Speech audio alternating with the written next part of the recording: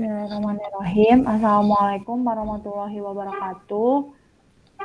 Kami dari kelompok 8, mata kuliah pemanfaatan limbah perikanan kelas C, izin untuk mempresentasikan hasil diskusi kami mengenai limbah sisik ikan. Adapun kelompok 8 beranggotakan Fauzia Nur Afisa dengan NPM 124, Adinda Galuh Harum NPM 129, Nabila Korota NPM 154, Muhammad Fitra NPM 163, Arizal Fadli NPM 170, dan Mutiara Ratnawati NPM 179. Nah, selanjutnya akan memasuki materi yang pertama. Limbah sisik ikan. Limbah merupakan bahan yang terbuang yang masih memiliki nilai jual ataupun tidak.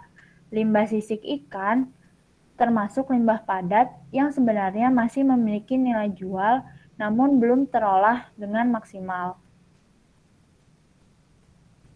Adapun sumber limbah limbah sisik ikan. Kegiatan industri perikanan mulai dari tempat pendaratan ke tempat pengolahan ikan umumnya menghasilkan limbah dalam jumlah besar. Limbah terbagi menjadi dua, ada limbah cair dan limbah padat. Limbah cair biasanya mengandung bahan organik yang larut air, seperti darah, lendir, drip, dan tidak larut air seperti lemak. Lalu limbah padat contohnya berupa kepala, insang, isi perut, tulang, sirip, kulit, dan sisik. Selanjutnya materi akan disampaikan oleh Fitra. Nah, di mana sih kita bisa dapat limbah sisik ikan? Jadi limbah sisik ikan ini dapat kita temui dalam jumlah besar melalui limbah buangan penjualan ikan atau industri pengolahan ikan. Selanjutnya ada penanganan limbah pada umumnya. Yaitu menurut Wijayanti 2009, limbah hasil industri dapat dibagi empat, yaitu limbah padat, limbah cair, B3, dan limbah gas. Kemudian dalam penanganan limbah dapat dibedakan menjadi pengolahan berdasarkan karakteristik limbah dan tingkatan limbah. Penanganan limbah perlu diperhatikan dan dilakukan pengukuran nilai toksisitasnya dan dampak limbah terhadap lingkungan serta makhluk hidup. Nah, limbah industri perikanan ini sebagian besar dapat dimanfaatkan menjadi produk yang memiliki nilai jual. Secara umum, limbah perikanan dapat dibedakan menjadi dua jenis, yaitu limbah padat dan limbah cair. Kemudian dapat dilihat dalam bagian di sebelah kanan, yaitu proses penanganan limbah dalam bidang perikanan.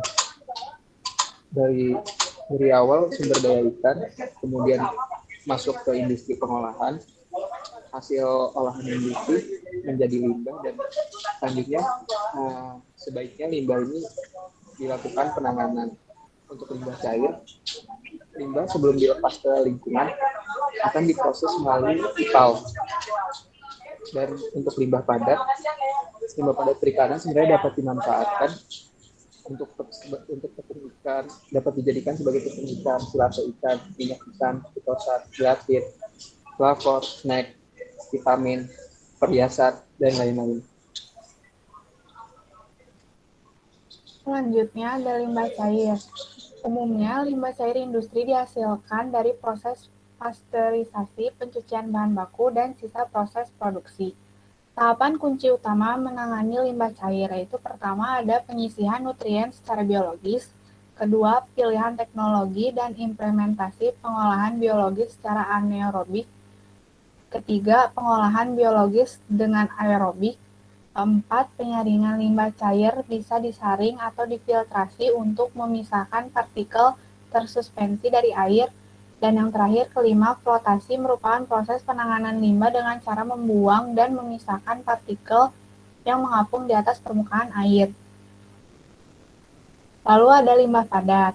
Umumnya penanganan limbah padat mengacu pada 5 konsep zero waste, yaitu refuse, reuse, recycle, dan ROT. Limbah padat industri perikanan seperti isi perut ikan, sisik, dan bagian tubuh ikan lainnya. Tahapan kunci utama menangani limbah padat yaitu yang pertama, pengolahan tepung dari kepala atau tulang atau kulit udang ataupun ikan. Yang kedua, pengolahan silase ikan. Yang ketiga, pengolahan kitin dan kitosan dari kulit atau kepala udang. Dan yang terakhir, yang keempat, pengolahan kecap dan terasi ikan atau udang dari ikan yang tidak bernilai ekonomis atau limbah ikan atau udang. Selanjutnya ada alternatif penanganan limbah sisik ikan. Limbah sisik ikan. Sisik ikan merupakan limbah yang belum dimanfaatkan secara optimal. Dalam industri seperti industri pilet, limbah sisik ikan dimanfaatkan sebagai sumber kolagen. Sedangkan dalam skala rumah tangga biasanya langsung dibuang. Kandungan senyawa kimia sisik ikan yaitu protein organik 41-84%, kolagen dan etilepidin, dan sisanya merupakan residu mineral dan garam inorganik seperti magnesium karbonat dan kalsium karbonat. Selanjutnya, komponen besar pada sisik ikan yaitu 70% air, 27% protein, 1% lemak, dan 2% abu. Kemudian yang terakhir, senyawa organik sisik ikan terdiri dari 40% sampai 90% pada sisik ikan dan selebihnya merupakan kolagen. Berikut merupakan alternatif metode penanganan limbah sisik ikan untuk meningkatkan nilai guna, nilai tambah, dan nilai jual. Yang pertama ada hidrolisis, yaitu suatu proses kimia yang menggunakan air sebagai pemecah suatu persenyawaan. Menurut Rizky dan Cahyasani 2015, melakukan penelitian mengenai pembuatan gelatin dari sisik ikan kakap dengan proses hidrolisis asam dan hidrolisis basa. Hasilnya mengatakan gelatin optimal dengan pendiaman 5 hari dengan HCl 5% dengan kadar gelatin sebesar 0,24%. Dari riset Basu dan Banik di tahun 2005, untuk memanfaatkan limbah sisik ikan menggunakan metode hidrolisis secara enzimatis dengan protease dari Aspergillus niger AB100 untuk menghasilkan protein terlarut yang dapat digunakan sebagai pupuk organik. Yang kedua ada ekstraksi, yaitu metode yang digunakan dalam proses pemisahan suatu komponen dari campuran dengan menggunakan jumlah massa bahan atau solvent sebagai materi pemisah. Dari riset Hartati dan Kurniasari di tahun 2010, kolagen dengan limbah sisik ikan, proses ekstraksi terdapat 2 jenis ekstraksi yang dapat dilakukan, yaitu konvensional dengan menggunakan solvent dan enzimatis dengan menggunakan enzim protease. Menghasilkan cara ekstraksi enzimatis lebih baik dibanding konvensional. Selain kolagen, adapun pemanfaatan limbah sisik ikan dengan metode ekstraksi yaitu lem, hidroksiapatid, dan kolagen peptide. Yang ketiga, ada cara sintesis. Menurut Bija di tahun 2020, melakukan penelitian menggunakan biokoagulan berbasis kitosan limbah sisik ikan untuk menurunkan nilai BOD dan COD limbah tahu di Kota Tarakan. Metode sintesis kitosan juga dilakukan melalui 3 tahap, yaitu deproteinasi, demineralisasi, dan deasetilasi. Yang keempat, formulasi. Menurut Aditya tahun 2015, melakukan metode formulasi untuk membuat pupuk organik padat dari limbah sisa olahan ikan. Formulasi pupuk organik padat terdiri dari limbah ikan, dedak padi, EM4, molase, dan air. Hasilnya menunjukkan bahwa formulasi tersebut telah memenuhi kriteria kualitas pupuk organik kompos berdasarkan SNI 197030/2004. Yang terakhir ada fermentasi. Dari hasil riset TIWOW di tahun 2019, Pembuatan pupuk organik cair dan padat dari limbah ikan nila berupa usus, sirip, dan sisik dengan metode fermentasi tradisional, yaitu dengan fermentasi bukasang. Metode tersebut untuk menghasilkan pupuk organik cair dan padat dari limbah ikan nila. Karena unsur hara mikro, makro, primer, maupun sekunder baik untuk memenuhi kebutuhan tanaman setiap harinya. Selanjutnya ada produk, prosedur, fungsi, dan aplikasi yang dihasilkan. Yang pertama ada gelatin. Gelatin merupakan salah satu jenis protein yang diperoleh dari kolagen alami yang terdapat dalam kulit dan tulang. Gelatin banyak digunakan untuk berbagai keperluan industri, baik industri pangan maupun non-pangan. Untuk prosedur pembuatan gelatin itu, yang pertama, perendaman kulit ikan dengan asam asetat 1:4 selama 12-24 jam. Kulit akan mengalami swelling, dicuci hingga pH 5-6. Pemanasan pada suhu ekstraksi 80 kurang lebih 3 Celcius dengan perbandingan kulit ikan dan aquades 1:3. Filtrat yang diperoleh disaring dengan kain saring dan dikeringkan dengan oven dengan suhu 40-50 derajat Celcius selama 48 jam. Lembaran gelatin yang dihasilkan digiling sehingga didapatkan gelatin kering dalam bentuk butiran halus.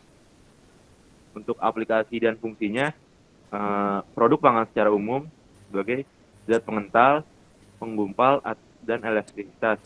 Untuk daging olahan, meningkatkan daya ikan air, konsistensi, dan stabilitas produk. Susu olahan, memperbaiki tekstur, konsistensi, dan stabilitas, juga menghindari sineresi. Untuk minuman, sebagai penjernih di farmasi, untuk pembungkus kapsul obat, untuk kosmetik, menstabilkan emulsi, penyegar, dan pelindung. Untuk film, membuat film menjadi lebih sensitif. Yang kedua ada kolagen. Menurut Renggardini tahun 2018, kolagen pada sisik ikan juga dapat dimanfaatkan sebagai obat penyembuhan luka bakar dan memperbaiki jaringan yang rusak. Prosedur pembuatan kolagen yang pertama itu demineralisasi. Merendam sisik ikan menggunakan larutan NaCl 10% selama 1 hari untuk menghilangkan sisa protein. Selanjutnya, merendam sisik ikan ke dalam 0,5 ETA dengan rasio 1:25 berat sisik ikan selama 2 hari. Seluruh prosedur dilakukan pada suhu 277 Celcius agar fragmentasi kolagen berkembang. Selanjutnya, cuci sisik ikan sebanyak 3 kali setelah perendaman dengan air suling. Adapun menurut Ramdhani dan Aryani tahun 2016, pengambilan kolagen dari sisik ikan yaitu perendaman menggunakan AOA 1M selama 24 jam untuk menghilangkan protein non-kolagen. Proses ekstraksi sisik ikan untuk mengambil kolagen yang terlarut di dalam asam asetat 0,5 M, 1 M, dan 1,5 M selama 3, 5, dan 7 jam pada temperatur 4 derajat Celcius. Pemisahan ekstrak dan residunya. Selanjutnya, ekstrak ditambah NaCl 0,5 M dan dihomogenkan hingga berbentuk gumpalan putih yang mengandung kolagen. Selanjutnya dikeringkan, lalu produk kolagen dianalisa kualitas kadar abu, kadar air, pH, dan FTIR. Aplikasi dan fungsinya itu yang pertama kosmetik, untuk mengurangi keriput di wajah dan meningkatkan elastisitas kulit. Selanjutnya di farmasi itu obat untuk memperbaiki jaringan yang rusak. Yang ketiga ada pupuk organik. Pupuk organik ini dapat mengoptimalkan kebutuhan nutrisi anorganik dan meningkatkan jumlah protein terlarut. Prosedur pembuatan pupuk organik menurut Banu dan Banik tahun 2005. Yang pertama, sisik ikan dikumpulkan, dicuci dengan air deionisasi, keringkan dalam pengering mekanis selama 12 jam dengan suhu 100 derajat Celcius. Tambahkan air suling dengan 1 gram sisik itu per 1 mili air. Kukus sisik selama 30 menit. Kemudian keringkan kembali dan kemudian hancurkan hingga bubuk. Metode fermentasi surface culture dengan menggunakan labu kerucut 150 ml yang berisi 30 ml media fermentasi yang terdiri dari glukosa, 0,05, urea 0,025, MgSO4 7, H2O 0,01 dan KH2PO4 0,01 gram per mililiter. Sisik ikan yang telah diolah 2,5 gram dengan pH 4.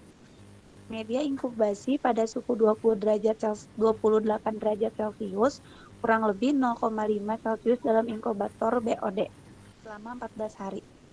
Adapun aplikasi dan fungsinya yaitu pupuk organik cair dan padat limbah ikan nila, memenuhi kebutuhan tanaman setiap harinya, menurunkan serangan Macropomina, Phaseolina, Rhizoctonia solani, dan Fusarium sp. Pupuk organik limbah sisik ikan mas, peningkatan dalam indikator pertumbuhan tanaman, konsentrasi klorofil dalam jaringan daun, dan bobot kering meningkat. Yang keempat, adapun lem ikan. Lem ikan merupakan bahan perekat yang berasal dari hasil ekstraksi dan hidrolisis kolagen yang banyak terdapat pada sisik, tulang, dan kulit ikan. Prosedur pembuatan lem ikan menurut Sari tahun 2018, yang pertama pencucian sisik ikan, kemudian ditimbang sebanyak 500 gram. Yang kedua perendaman dengan larutan NaOH 0,1 dengan perbandingan antara sisik ikan dan NaOH 1:8.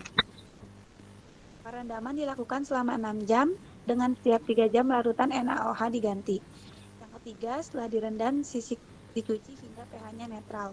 Yang keempat, ekstraksi sisik ikan menggunakan larutan asam asetat 5% selama 4 jam dengan suhu 65-70 derajat Celcius.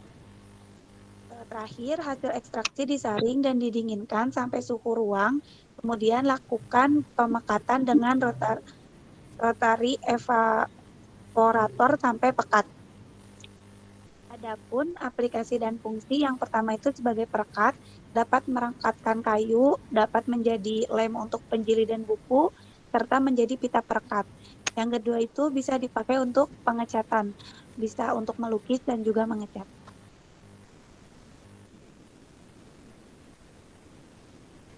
Untuk selanjutnya yaitu souvenir. Nah, limbah sisik ikan ini dapat diolah menjadi berbagai macam aksesoris dan souvenir. Hal tersebut karena limbah sisik ikan yang telah diolah dapat memiliki nilai jual dan nilai guna. Nah, berikut merupakan tahapan atau prosedur yang dilalui untuk membuat souvenir dari limbah sisik ikan. Yang pertama, sisik ikan dibersihkan terlebih dahulu, lalu sisik ikan direndam.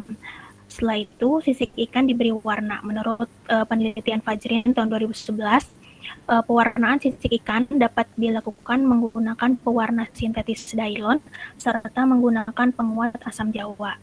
Lalu yang ketiga, sisik ikan yang telah diwarnai lalu dikeringkan. Dan yang terakhir, kita dapat mendesain produk souvenir yang telah ditentukan atau yang diinginkan, lalu dilakukan proses pembuatannya. Untuk aplikasi dan fungsi dari limbah sisik ikan untuk souvenir, yaitu dapat dibuat menjadi gantungan kunci, hiasan bunga imitasi, hiasan sepatu, dan hiasan sendal. Lalu untuk aksesoris dapat diolah menjadi bros, gelang, hiasan jepit rambut, headpiece, dan hiasan tas. Untuk seni dapat pula digunakan sebagai hiasan kaligrafi dan hiasan lukisan. Next.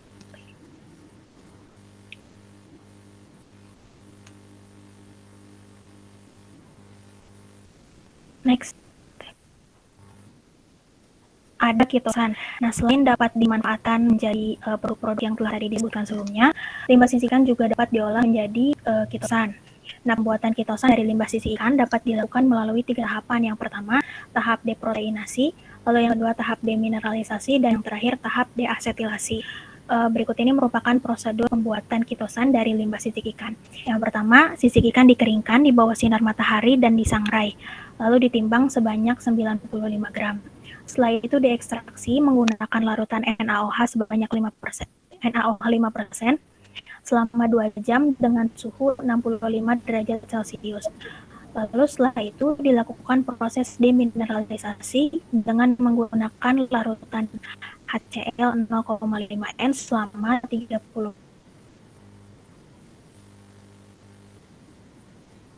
menit hingga memperoleh kitin. Selanjutnya, proses deasetilasi dilakukan dengan memvariasi larutan NaOH dan waktu ekstraksi. Dan yang terakhir, kitin sebanyak 20 gram diekstraksi dengan larutan NaOH. Untuk aplikasi dan fungsi dari kitosan, yaitu dapat digunakan sebagai bahan dari bioplastik. Bioplastik ini dapat juga dimanfaatkan menjadi bahan pengas makanan atau edible film yang dapat menambah sifat ketahanan air yang baik. Next. Yang dihasilkan oleh industri perikanan dalam jumlah yang cukup besar. Nah, sejauh ini belum banyak orang yang tahu dan memanfaatkan limbah sisik ikan menjadi sesuatu yang memiliki nilai guna dan nilai jual, sehingga jarang ditemukan limbah sisik ikan yang dibiarkan menumpuk di suatu tempat dan akhirnya menyemari lingkungan. Padahal sisik ikan yang terbuang tersebut masih dapat dimanfaatkan karena mengandung banyak senyawa organik. Nah, penanganan limbah yang baik harus dilakukan sesuai dengan jenis limbahnya.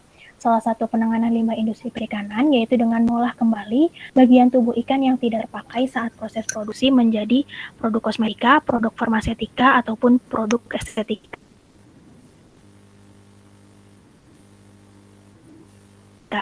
Nah, beberapa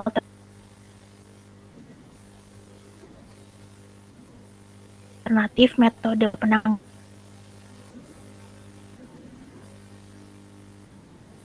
limbah sisik ikan yang bisa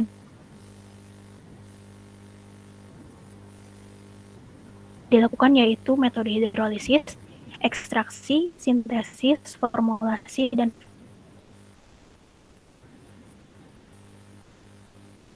fermentasi. Dan dari berbagai metode tersebut,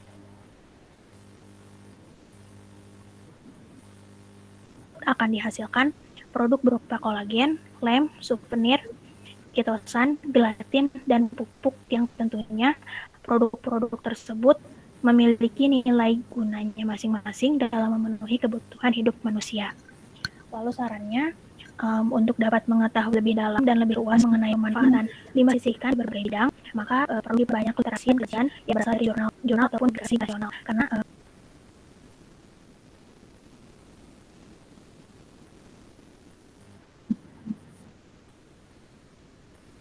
Oke, sekian presentasi dari kelompok 8. Kurang lebihnya mohon dimaafkan. Terima kasih. Wassalamualaikum warahmatullahi wabarakatuh.